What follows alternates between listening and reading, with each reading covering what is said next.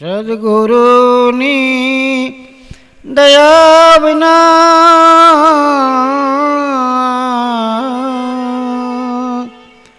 આ સ્વપ્નમાં મળે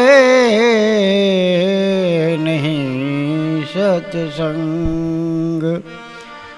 એ કૃપા થાય મારા રઘુનાથની,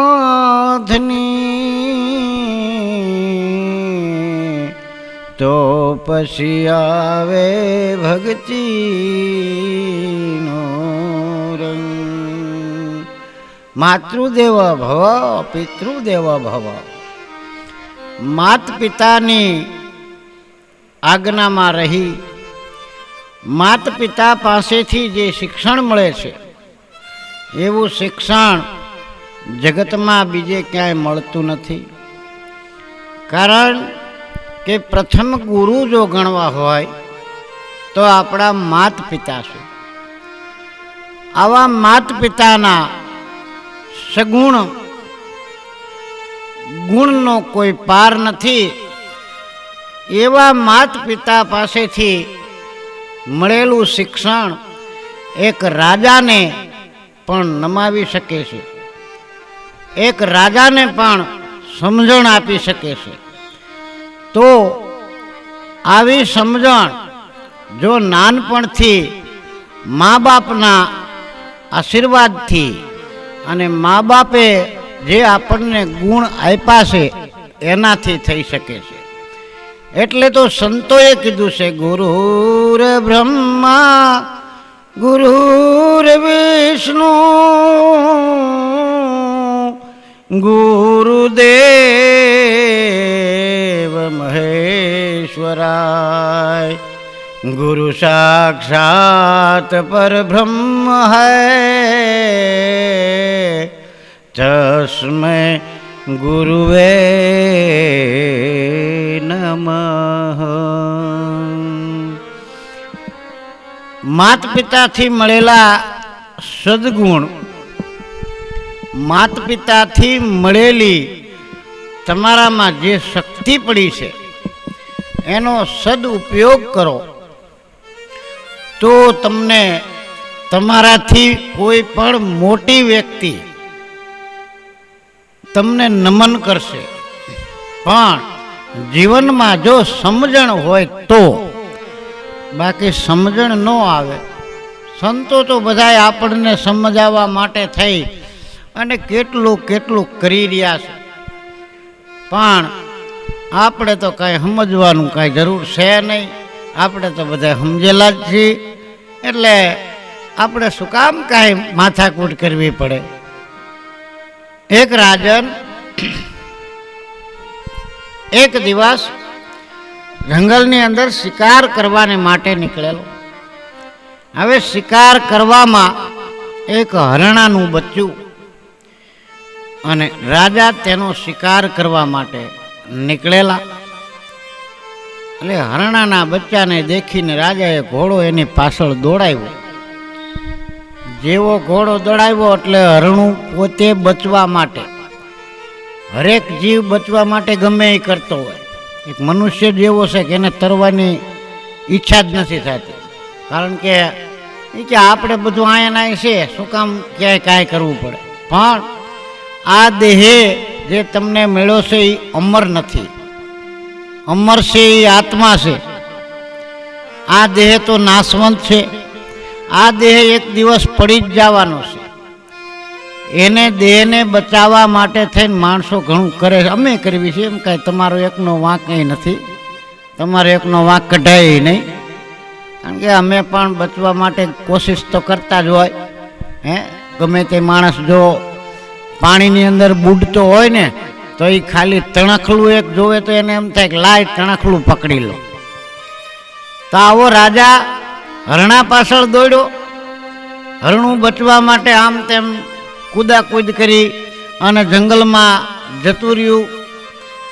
રાજા એની પાછળ પાછળ ખૂબ ઘોડો દોડાવ્યો, પણ હરણું હાથમાં આવ્યું નહીં. પછી રાજા થાક્યો ને ઘોડોય થાક્યો. એટલે રાજાએ વિચાર કર્યો કે હવે મને બહુ તરસ લાગી છે, હવે મારે કરવું શું? જંગલમાં તો ક્યાંય દેખાય નહીં, પણ આશા કોઈ દી મરતી નથી. એટલે માણસોને તો એ કીધું છે કે આશા અમર છે.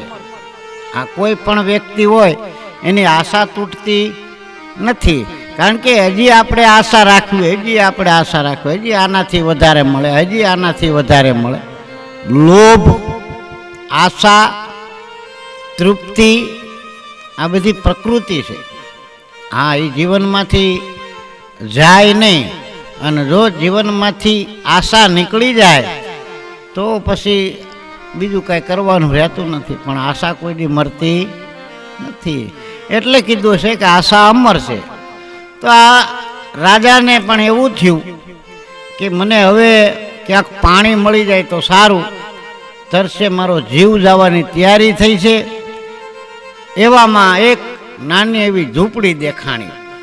એ રાજા તો ઘોડો દોડાવ્યો તરત અને ઝૂંપડી બાજુ ગયો. ઝૂંપડીમાં કોઈ દેખાણું નહીં, બહારથી સાદ પડ્યો કે કોઈ છે. એટલે 8-9 વર્ષની દીકરી બહાર આવી. દીકરી બહાર આવી એટલે રાજાને જોયું. રાજા હાંફતો, ઘોડો હાંફતો. એટલે કીધું કે બેટા પાણી વાય. એટલે દીકરી પાણી લઈને તો તરત આવી, પણ પાણીના ગ્લાસની અંદર એને થોડો કચરો નાખી દીધો, તણખલા. એટલે તરત જ રાજાએ તો અંદર કચરો જોયો, ગ્લાસમાં તણખલા જોયા. તો રાજા તરત જ ખીજાણો, ક્યાં ગયા તાર બાપા? આવું પાણી પવાય? પાણી તો સારું જેવું જોઈએ ને. એમ કરી અને રાજાએ પાણી ઢોળી નાખ્યું ને કીધું, ક્યાં ગયા તાર બાપા?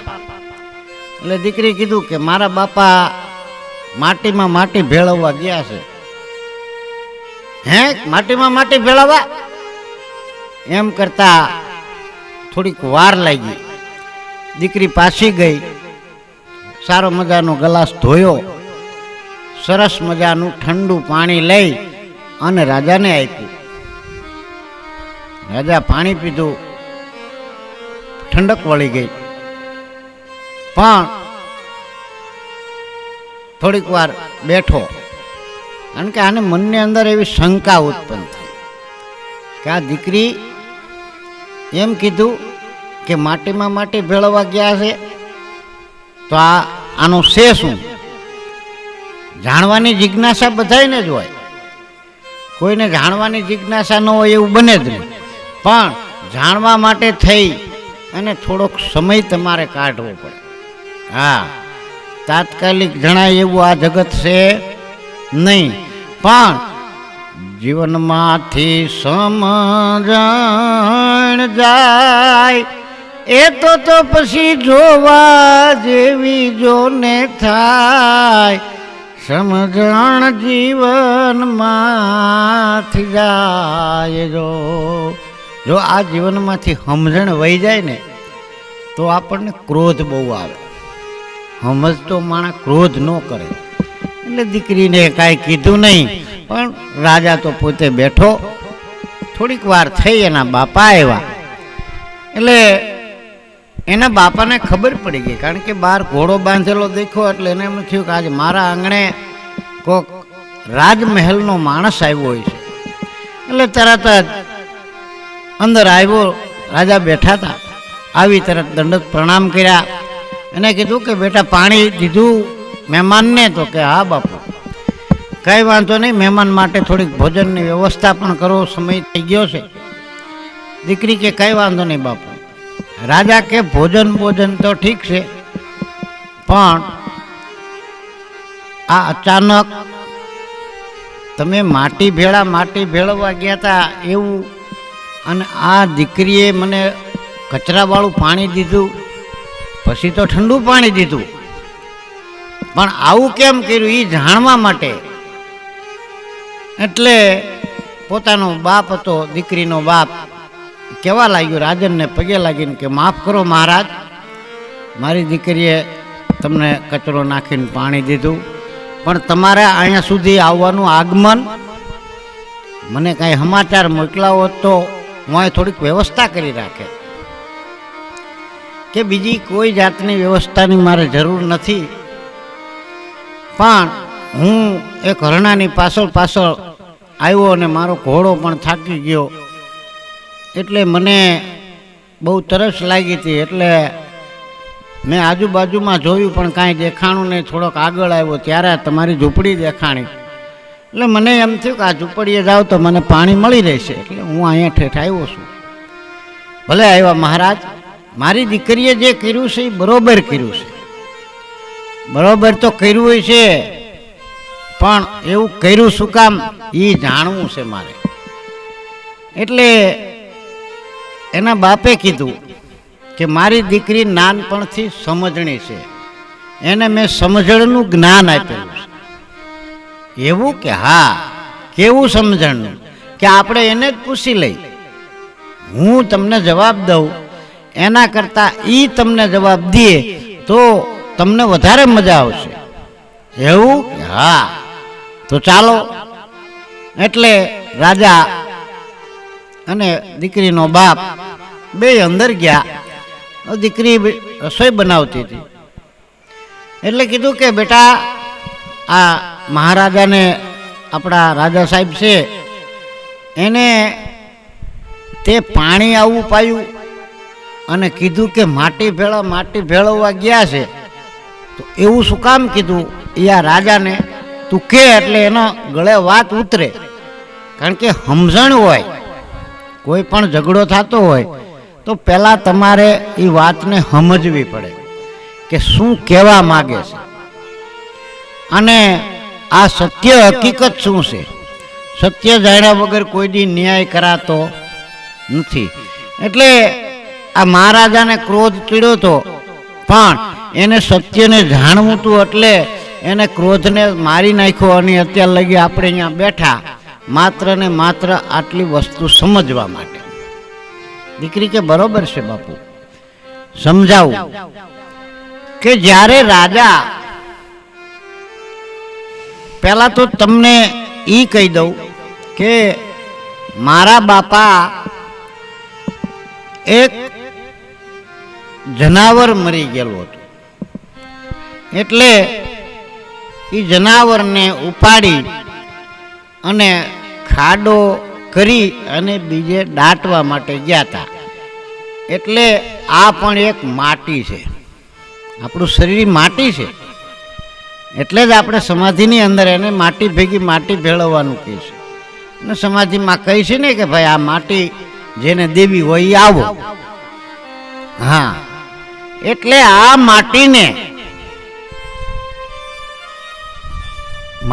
પણ માટી ભેગી ભેળવવી પડે. એટલે મારા બાપા એ જનાવરને દાટવા ગયા હતા, એટલે મેં તમને કીધું કે માટી ભેળવવા ગયા છે, એટલે દાટીને આવતા રહ્યા. બરોબર, રાજાના કાનની બૂટ પકડી લીધી.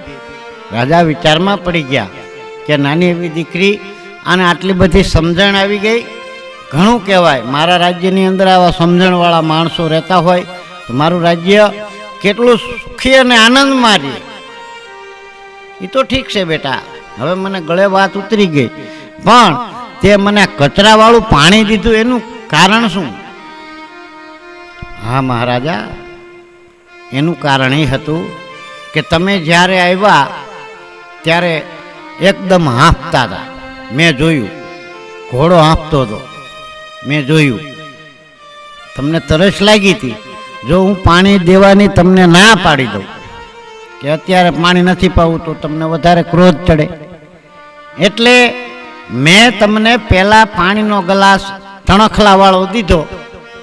ભલે તમને થોડીક ખીજ ચડી છે, પણ 5-7 મિનિટનો ટાઈમ વહી જાય એટલે તમારો જે પરસેવો રહ્યો અને તમે થોડીક વાર જે અહીંયા ઊભા રહ્યો એટલે તમારો શ્વાસ રહ્યો ને એ થોડોક હેઠો બેસી જાય. હા, આપણે કોઈ પણ વ્યક્તિ બહારથી આવ્યું હોય, દોડાદોડ આવે ને એટલે શ્વાસ એકદમ હોય, અને જો એના ઉપર તરત પાણી પીવે ને તો એ પાણી પેટની અંદર હજમ નથી થતું અને માણસ કહેતા ડસકોળાઈ જાય. હા, તરત કોઈ દી પાણી પીવાય નહીં. ધોળાધોળથી તમે ગયા હોય એટલે 5 મિનિટ પહેલાં આરામ કરવાનો, તમારા શ્વાસને હેઠો બેહવા દેવાનો. કારણ કે શ્વાસ ઉપર આવે અને પાણી તમારું તમે પીવો એટલે શ્વાસ અને પાણીનું બેયનું દબાણ થાય એટલે માણસ ડસકોળાઈ જાય. એટલે નૈન તમને કાંઈક થઈ જાય તો હું એકલી હતી તો હું તમને ન ઝાલી શકું, ન તમારું મારું શરીર નાનું તમારું શરીર મોટું, હું તમને ન પકડી શકું. અને જો તમે ડસકોળાઈ જાઓ અને નૈન કાંઈક તમને થઈ જાય તો મારા આંગણે આવેલો અતિથિ દુઃખી થાય એવું અમારા બાપાએ અમને શીખડાવ્યું નથી. એટલે મેં તમને તણખલાવાળું પાણી દીધું. એટલે તણખલાવાળું પાણી તમે ઢોળી નાખ્યું. પછી મેં તમારી હારે વાત કરી, પછી હું પાછી ગ્લાસ ધોવા ગઈ. એટલી વારમાં તમારો શ્વાસ હેઠો બેહી ગયો અને બીજું પાણી મેં તમને ચોખ્ખું દીધું. આમાં મારો બીજો કોઈ ભાવાર્થ છે નહીં. આમાં મારે તમને નાય નથી પાડવાની, કારણ કે તમે અમારા ગામના મહારાજા છો, અમારી રક્ષા તમે કરો છો. તો અમારાથી એવું કોઈ પાપ થયું હોય તો અમને બાપ દીકરીને માફ કરી દેજો. પણ રાજાનું અભિમાન ઓગળી ગયું. રાજાને વિચાર થયો કે નાની એવી દીકરી બહુ સમજણવાળી છે. હા, રાજાનો ક્રોધ હેઠો બેસી ગયો. પોતાનો હાર જે પહેર્યો હતો એ રાજાએ હાર ઉતારી અને દીકરીને ભેટમાં દઈ દીધો કે બેટા, સમજણ તારી બહુ સારી છે, તું ભલે નાની હોય. એમ જીવનમાં મનુષ્ય નાનો હોય કે મોટો હોય એનું જોવાનું નથી, પણ એનામાં સમજણ કેટલી છે એ જોવાનું છે. બાકી તો 60 વર્ષ થયા હોય તોય સમજણ આવતી નથી. એટલે કીધું છે કે જો 12 વર્ષે બુદ્ધિ આવી તો આવી, નકર ગઈ ગઈ, પછી પાછી આવતી નથી. એટલે સમજણ આવી જાય જીવનમાં તો કોકનું દુઃખ ભાંગવાનું મન આપણને થઈ જાય. તો આવી સમજણવાળી દીકરી હોય, આવા સમજણવાળા દીકરા હોય તો આપણા ઘરનું આંગણું પવિત્ર રહે. એટલે સમજણ જીવનમાં રાખવી બહુ જરૂરી છે.